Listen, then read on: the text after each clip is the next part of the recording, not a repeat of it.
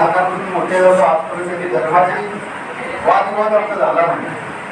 असाच संदेश आता तुम्ही बोललात की सगळ्यांचा अल्लाह एकच आहे. आम्ही सुद्धा मानतो की सगळ्यांचा देव एकच आहे, धर्म एकच आहे. सगळ्यात मोठी माणुसकी आहे.